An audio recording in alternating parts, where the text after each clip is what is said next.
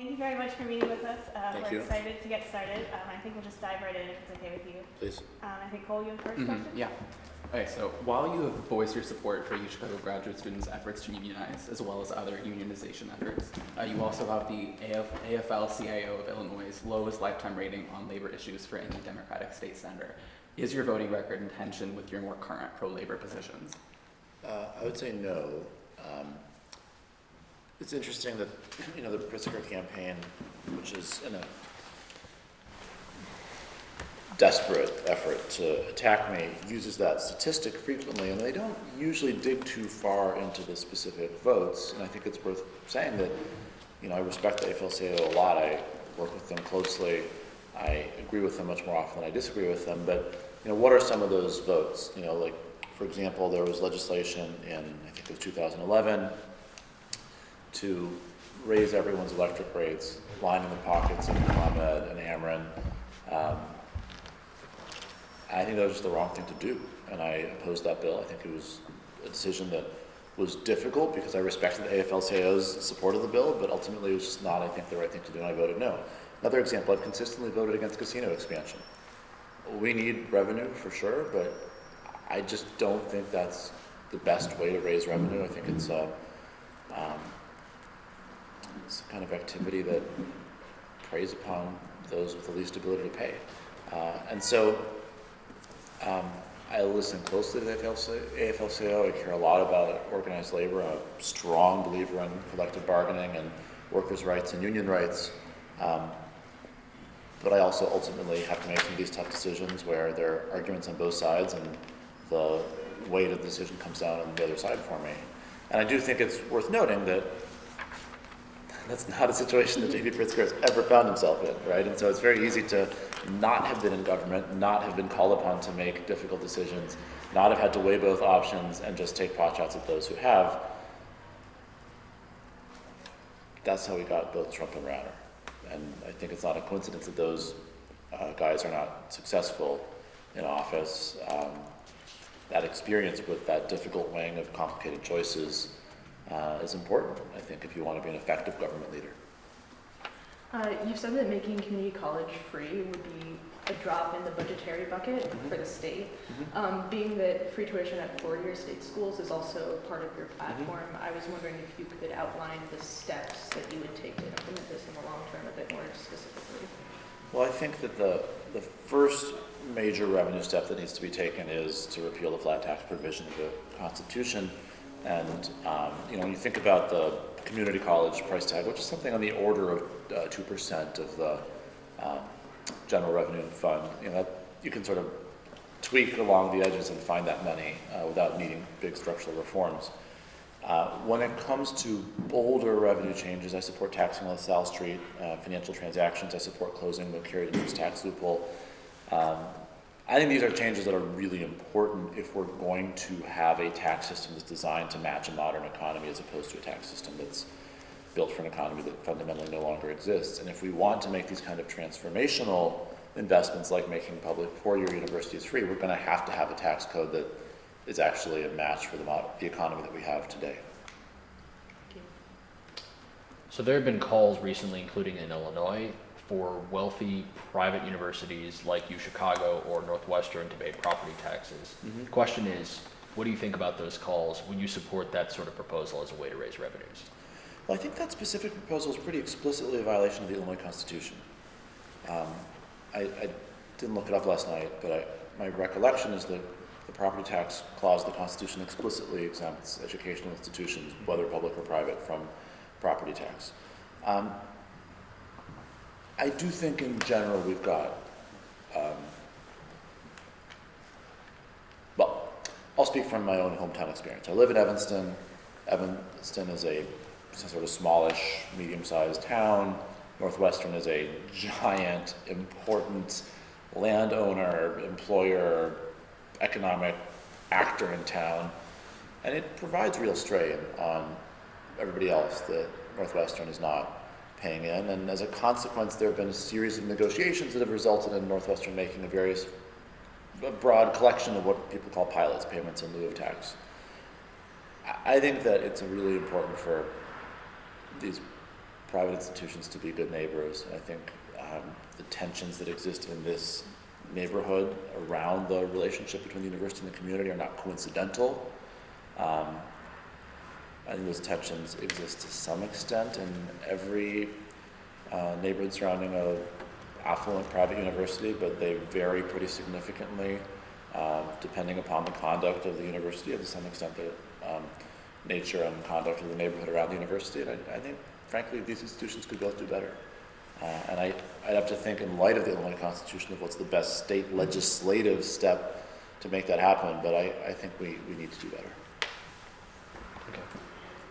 So you've spoken extensively about your unpopular 2013 pension plan, and this is sort of a two-part question, but first of all, do you believe that pensions are a form of deferred compensation, which is to say, are they part of a wage that someone receives from their employer? And then secondly, if elected, what will you do to reform public sector pensions in Illinois? So the answer to the first question is, I don't think it makes any difference what I think. It's just a fact. That's what a pension is. It's a part of an employment arrangement. It's part of an employment contract. It's among the package of benefits an employee earns in exchange for their labor. And it's paid later, so it's deferred. So, yep, it's deferred compensation. I think I literally can't imagine anybody anywhere on the political spectrum in good faith answering that question differently. So what would I do to reform pensions, I believe is the question. Well, first of all, I think we have to respect the Constitution. Pensions are a promise. A pension in any context is a form of deferred compensation. The Illinois Constitution says that public pensions in the state of Illinois are contractual right, which is to say that you, by virtue of being employed, by being hired, then have a contractual protection prospectively for pension benefits that you will subsequently earn. That's what the Constitution says, and we ought to take it seriously. And the question that some people ask is, does that mean that anything can be done to make it cheaper? And the answer is yes, but it shouldn't be trying to get around the Constitution. It shouldn't be trying to manipulate the Constitution. Instead, it should be looking at the structure of our pension systems. To me, the best example of this is that we have 628 different pension systems in Illinois. That's more than any state but Pennsylvania. That's more than double any state but Pennsylvania or Florida. Every town almost has two, one for firefighters and one for police officers, and it's just a inefficient and, frankly, in some cases corrupt way to design a pension system. If you were to consolidate those, which is exactly what Ohio did in 1965, you could save real money without touching anyone's benefit, without doing anything that anyone could conceivably argue is constitutionally questionable, and most importantly, without doing anything unfair. Thanks for that. So Chicago recently offered Amazon $1.32 billion in economic development for a growing economy, or EDGE tax credits, if they're to build their second headquarters here, right? So what do you think of that and other attempts to lure Amazon? I think we have to answer that question in the context of the question of what's the right economic development strategy, which in turn is a question we have to answer by asking, what kind of economy do we want? Well, here's the kind of economy we don't want. We don't want an economy that's run by a small collection of very large businesses that have tremendous amount of political power and kind of crowd everybody else out. If you go talk to people in Seattle about Amazon, I mean, certainly Amazon's an important employer, and I don't think anyone in Seattle wants Amazon to just pick up and leave, but it's got such a giant footprint that it tends to have undue political influence in Seattle and also undue economic influence in Seattle. I think what we instead want is a more vibrant, innovative economy with a lot of churn, where people can have a new idea and turn it into a new business, and where there's a kind of entrepreneurial culture. And every time you shovel money in the direction of a single, large, famous corporation in order to lure them to come or to stay, you're taking that out of the pocket of everybody else and making life a little bit harder for the entrepreneurs. So I think we have to be very cautious about these kinds of corporate incentives. I think the example that happened in Wisconsin with Foxconn is a really, really useful one, where they announced proudly that Foxconn is bringing a manufacturing plant to somewhere in southeast Wisconsin, maybe even Kenosha, I forget.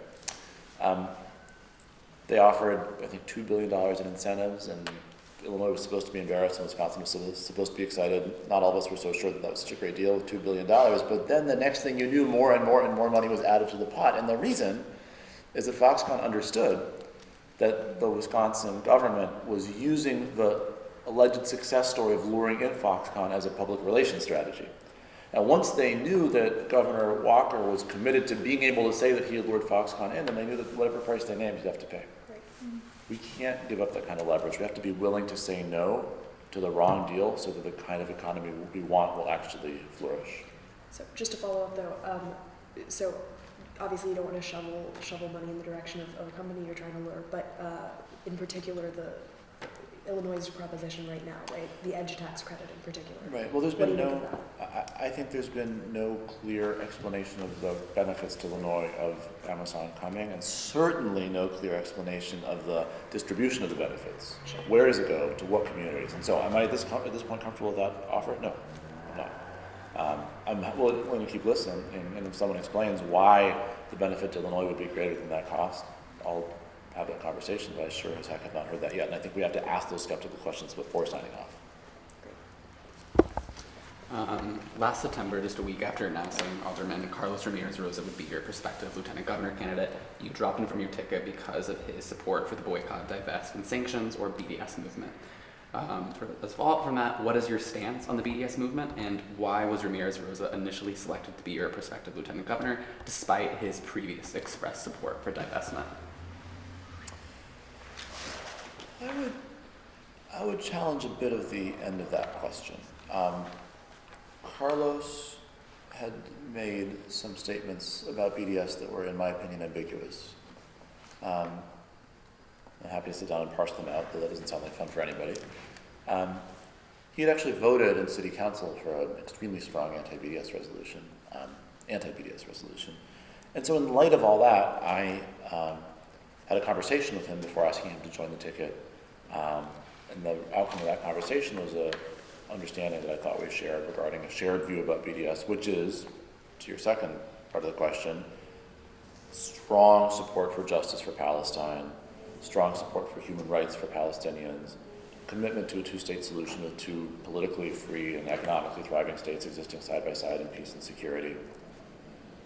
Quite frankly, strong opposition to many of the policies of the Israeli government and great frustration with those policies, and the view that it would be better for the U.S. to take a more aggressive posture regarding some of Israel's conduct, for instance, around the settlements, which are officially against U.S. foreign policy, and yet the U.S. has not done an awful lot to dissuade Israel from building settlements.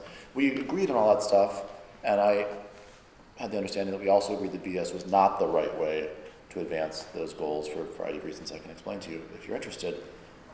Once the campaign started and questions started being asked, it became clear that that understanding was not there. Perhaps there had been a miscommunication, perhaps a change of mind. I can't speak to that.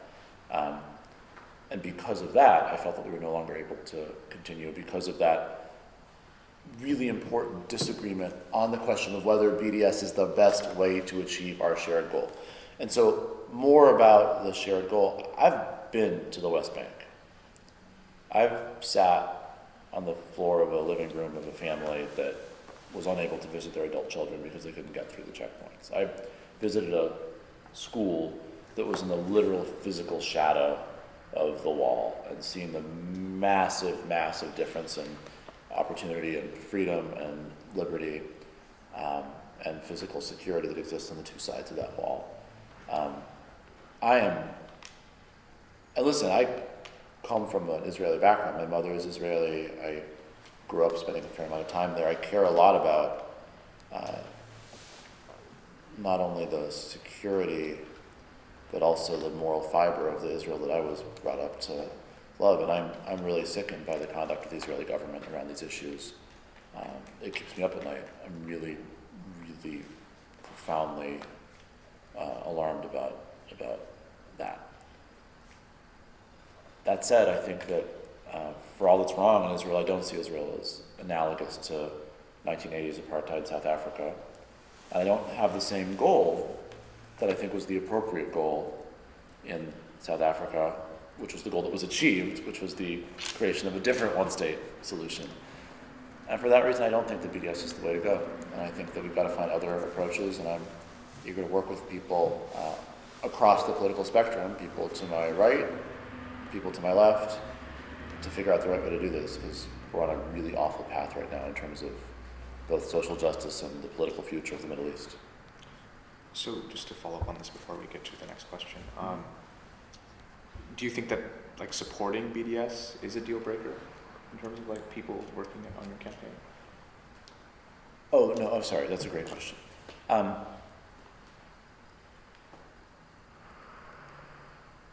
I asked Carlos in advance about BDS because I was not comfortable with having a running mate who was supportive of BDS. And the way in which our difference emerged made it especially clear we had to part ways. I have friends who are well to my right on this issue and friends who are well to my left on this issue. I have friends who would have found what I just said about the Israeli government pretty offensive, frankly, or at least would have stridently disagreed with it. And I have friends who support BDS. I have staffers on my campaign who are in both of those two camps, and I imagine a lot of people in my administration who are in both of those camps. I don't support banning BDS. It's an approach that I disagree with. And some of the people who believe in it have the same goals that I have, others probably don't. Okay, so let's move on. So the next question is sort of, you proposed a tax, and you've talked about this before in this conversation, on financial transactions, it's known as the LaSalle Street tax. And you said that it'd bring $8 to $10 billion a year to the state. And your critics have said that such a tax would sort of convince some of the financial firms, like on the mercantile exchanges, to leave the city of Chicago. With that in mind, why do you think that this is a sound tax policy? Do you think that they're making an accurate judgment of the situation? Well, I think it's. I think you asked that question in a really, really telling way. The accusation is that some firms would leave. You know, an exchange is a collection of relationships, right? If I'm going to do a trade with you and you leave the exchange and I stay, then there's no trade anymore. And so there's two different kinds of arguments that get made. One is that, hey, if you structure the tax in the wrong way, then someone will just move a server across the state border and then the tax will just be entirely evaded. If you were to structure the tax in that way and that were the consequence, there wouldn't be any negative impact on the state, except we wouldn't get the revenue from the tax. So the doom and gloom of, oh, you're going to break the state's economy by chasing people away is not consistent with that particular bad theory of the case. Okay. The other theory of the case is that the exchange and the people who work there and the physical infrastructure and everything else would simply cease to exist, and everyone who does that work would just leave Illinois and go to some other place. And the challenge in doing that is, again, that the exchanges are built up on a series of existing relationships, and one person can't leave Illinois to go to New York while another person leaves Illinois to go to London, and they still manage to sit in the same room with one another. And so that's why there are financial transaction taxes in various places. In many countries, historically, New York City used to have a financial transaction tax as well. I take the concern seriously. I think that you've got to design it really carefully and really thoughtfully. And I'm committed to working in a very meticulous way to do that. Yeah. But I find the opposition to be a little, the argument that the opposition makes proves too much, I guess is the best way to put it. And what they really are saying, in my opinion, is we don't believe in a financial transaction tax, but we know that's an unpopular thing to say. And so instead of saying that, we're pretending we don't think it's feasible. And what I would say is, if you really think it's the right thing to do, but it's unfeasible, dude, the U.S. economy has basically financialized itself. The share of the economy that's in the financial sector has more than tripled, I think, since World War II, certainly since the depths of the Depression. If we take off the table the concept of building a tax code that is in keeping with the new shape of the global economy, we're never going to be able to afford a government that works. And so instead of turning this into a kind of a political potshot of, hey, I think it will not work, so let's not talk about it, I would think the critics, if they actually were genuine in having only logistical and not philosophical objections, would find their time better spent working with me to figure out the right way to overcome the logistical objections, which I believe can be done. So just to follow up on that, like $8 to $10 billion is obviously a lot of money. Indeed. So how crucial is this tax towards like your plans for the state? So you have several ambitious plans and several ambitious proposals for pensions and et cetera. I think for the most ambitious plans, things like single-payer healthcare, it's crucial. I think for balancing the state budget, fixing our school funding system, and funding our pensions properly, it's not. I think we can have a normal school funding formula, unlike what Illinois has, and dig our way out of this debt by repealing the flat tax provision of the Constitution and having a normal progressive income tax like so many other states do. And I appreciate the question. I think it's really important. If you look at our whole platform, I'm not naive. I'm not confused about the fact that our platform is big, and our platform is not going to be fully enacted in our first year or my first term. There are things like single-payer healthcare that are long-term goals that I think it's important to have in the platform, because the only way to achieve something that's not yet politically possible is to begin fighting for it now, as opposed to waiting for someone else to do it and then hope that in 10 years it will have become possible by magic. That's not how political organizing works. And there are other things that I think are just moral emergencies, like having a progressive income tax and a fair school funding formula that I just believe cannot wait and need not wait. Great. So our last planned question, we just wanted to address the. It's a wonderful word, planned question. I feel very anxious about what comes next. Bunch of reporters flinging questions at you. No, not actually. We just wanted to address the perception that you and J.B. Pritzker and Chris Kennedy have a lot of similar stances on a lot of issues, and so we were just hoping that you would illuminate what you think really sets you apart from the other two. It's a great question. I could answer that question all day long. Some might say that I do. Well, let's start with policy. I agree that JB has done a really good job of adopting a lot of my policies during the course of this campaign, and I'm appreciative of that. It is definitely the sincerest form of flattery. You know, just to give an example, I've been talking about a progressive income tax since I started running for state representative close to 11 years ago. You can find questionnaires I filled out online in my 2008 campaign that said progressive income tax is really important. I'm not like, you know, bragging about how like this band's early stuff was great. I'm making the point that when it comes to something that's difficult to achieve, that people have talked about for a long time and not found the votes for, if you want to actually see it happen, you need someone whose commitment to it is ironclad, not just someone who checks a box when asked. And on that issue, I mean, I cannot tell you how useful it would have been when we were fighting this fight in 2013 and 2014 for JB to get up and say, you know what? I would pay more under this plan, but that's the right thing to do. That's the way a modern tax system ought to work. And by the way, I'm going to spend $56.2 million funding a campaign to make it happen. We would have a progressive income tax today if JB had been willing to do that back then, but he was utterly silent when it counted. Now that he's running, and I'm saying I'm for a progressive income tax, he's responding by saying, oh yeah, me too. And then the question is, once he becomes governor, when I'm no longer breathing down his neck, is he going to, I know he's not going to change his position, he won't say I oppose it, but is he going to put his full political capital behind it, or will he just sort of say, never mind, no big thing?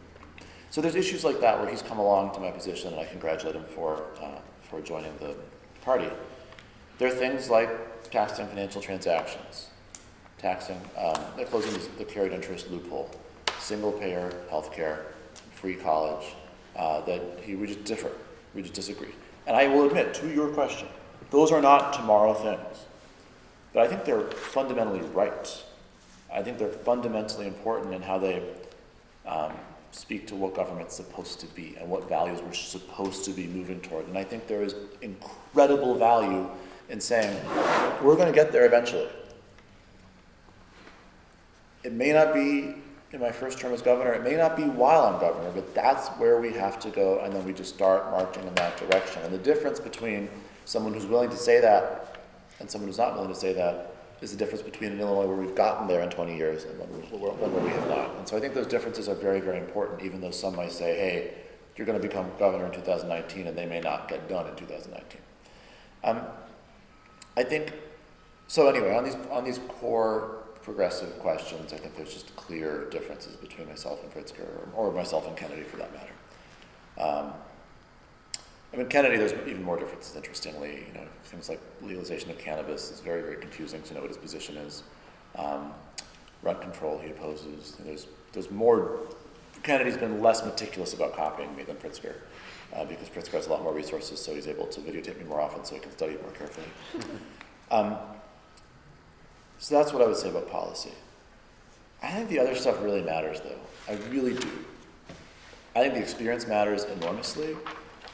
Government's complicated, it's weird, it's not business. I think the notion that just being successful in business means that you'll be effective as a government leader is frankly absurd. I know the legislators, I know the legislature, I know the agencies. I've sat in many of the state agencies and had detailed conversations about specifics of what they're supposed to be doing to improve their public service. Coming into office and not knowing that stuff just makes you an empty shell that can be filled by anybody else. And I think if we've learned anything about J.B. Pritzker during the course of this campaign, is that indeed he is an empty shell, and right now that empty shell is being filled by whatever Mike Madigan wants to put in it. And when he becomes governor, it would be that much worse, where the already most powerful person in state government would then, for the first time since he became speaker in 1983, have had the opportunity to himself handpick a governor. If we are concerned with the way state government has gone since 1983, if we think that the concentration of power is too great in the state of Illinois, if we think that the political machine, the fabled political machine that has screwed so much stuff up over the course of these many decades is too powerful, electing J.B. Pritzker governor is like literally the worst thing we could possibly do. And then I just feel like I cannot answer this question without talking about the money.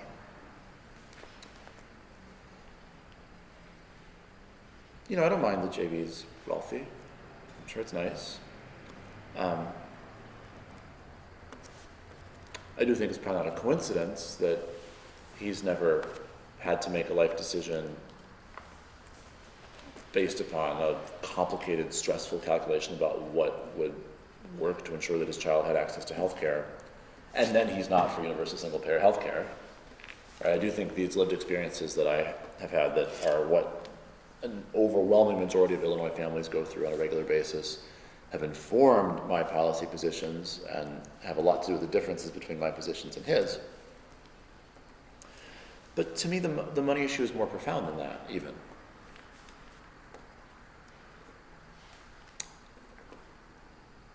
JB isn't really saying, I know he kind of says this like officially sometimes, but in no serious way is JB saying, hey, I'm the best person to be governor of Illinois, and what a nice coincidence that I have all this money to fund the campaign too. He's just not saying that. He's saying Bruce Rauner has all this money, so we need someone with as much money or more to go toe-to-toe, and that's me. That's the only real argument he has. Everything else is like dressed up because of what the political consultants told him to say. But that's the actual argument that he has. We need a billionaire to go up against a billionaire. And I mean, God help us if that's true. God help us if that's true. What I always tell people is, let's say it works. Let's say the whole thing works according to plan and he's able to buy the nomination, win the general election, become governor, and let's say he's even a pretty decent governor. It's all like best case scenario for Team Pritzker. Who's the next billionaire? If the Democratic Party's accepted the idea that the only way we're going to get elected is by finding a billionaire who's willing to fund a campaign, who's next after JB? What's the long-term trajectory for the Democratic Party or for ordinary people or for the state of Illinois in a world where that's something that we've accepted? And so when I say we've got to decide if we're going to have an election or an auction, that's what I mean. I don't mean that JB happens to be rich. I don't even mean that JB happens to be spending a disgusting amount of money in this campaign, though, FYI, he's spending a disgusting amount of money in this campaign. What I mean is that when you strip away all the political nonsense and all the talking points that are programmed by the consultants, what he's actually saying is vote for me because I can self-finance a campaign, and that should be an unacceptable argument. It should be an unacceptable argument in a democracy, and it should be a terrifying argument in a society that is absolutely overcome with metastasizing income and wealth inequality. That should give us tremendous concern. You know, JB has now spent more on this primary than Trump spent to get nominated president of, the whole country. He's now the second biggest spender in the history of non-presidential primaries in all of American democracy. By the way, the number one biggest spender, Meg Whitman, who was nominated for governor of California in 2010, lost the general election. Yep. So I just think that there's a fundamental difference in theory of change. I guess that's the real thing I'm saying here. JB's theory of change is write a bigger check. My theory of change is build a better movement. And if the question is what's going to give us the Illinois we want 20 years from now, I think we all know the movement is what's going to actually get us there. So you mentioned you sort of locate it in passing as part of a larger push towards Sorry. I don't think you used the word globalist, but you said something to the effect of global economy, and I wonder if you could speak more to that. How do you see your progressive platform fitting in with more globalist tactics and switching towards that, or maybe not? Glad we only have 5 minutes for that question. Let's start in the beginning, right? Let me say 2 things, which are different from each other. You can pick your favorite. Thing number 1 is simple, that there's this series of interlocking trends in the sort of advanced economy of the world, let's say, but particularly in America, right? We put them under the broad heading of increased income inequality, or just increased inequality, but actually it's a lot of things, right? It's massive concentration of wealth in the hands of very, very few, right? It's not that even the person in the 80th percentile is doing so much better, or even the person in the 90th percentile. They're doing better. The person in the 95th and 99th percentile are doing way better, but the person in the 99.9th and 99.99th percentile are doing immeasurably better than would have been the case a generation ago. The incomes in the middle are just flat. Many people at the bottom are actually doing worse and worse by many measures. The share of the economy that goes to labor is diminishing. The share of the economy tied up in corporate profits is increasing. The kind of global markets are just put a massive downward pressure on worker power and on wages. That exists in parallel to a kind of new employment environment where instead of having 473 employees working in a factory together where they can organize with each other, you have a sharing economy and temp agencies and staffing agencies and part-time work and all these different phenomena that are built by design by capital to fragment labor and weaken and dilute worker power. And that, of course, is directly connected to all the previous phenomena I talked about. And then on top of that, or sort of intermingled with all of it, you have this massive increase of the share of the economy that's eaten up by the financial sector. And I don't want to present a fully formed theory of exactly where the causality lies in all this. That would be a presumptuous thing for me to do. But what I want to tell you is that I think the financialization of the economy is an important engine of this machine. And the more of the economy that's tied up in the financial sector, the more you have this global effort to push down wages, this global effort to make life worse for both workers and ultimately probably consumers as well. And so the question is, do you accept that as inevitable, or do you try to build a series of policies that will push back against it? Dude, I get it. The best place to implement those policies is not state government. The best place is a bigger place because you need as big a footprint as possible to be as efficacious as possible. But the notion that the state shouldn't try when facing this existential threat to the social fabric, right? It's worse than just democracy. It's the social fabric is under threat if there's this massive vacuum cleaner sucking capital just up to the hands of a very, very few that is somehow irrevocable. So that's the first thing I would say. And then the second thing I would say, which is a little wonkier, surprisingly, is if you believe, what's his name? Capital, Piketty, yeah. Right? If you believe him, then the sort of fundamental issue is that returns to capital are just dominating economic growth. And if you I don't know, look around, right? It sort of feels that way, right? That there's this kind of generational transfer of massive amounts of wealth that just grow and grow and grow and grow without any apparent connection to particularly productive economic activity. Wouldn't it be nice if we believe that to even be maybe true? If our tax system wasn't relentlessly focused on everything but the financial sector, but instead actually paid some attention to the financial sector? Isn't that a really, really important place for a tax policy to play a role? Isn't that the best socially beneficial thing tax policy could ever do? So that's, I don't know if that answers your question at all. Yeah, Great. absolutely. So it's now 4:30, and we Oh, understand sorry. you have to go. So thank you very much for coming. Thank you, Appreciate, thanks for asking that question. I Thanks. maybe gave you the wrong, No, there were more than you were that was bargaining for. fantastic. Yes, we appreciate you coming, and thank you very much. Thank you, really appreciate all the interest and the questions. Thank you.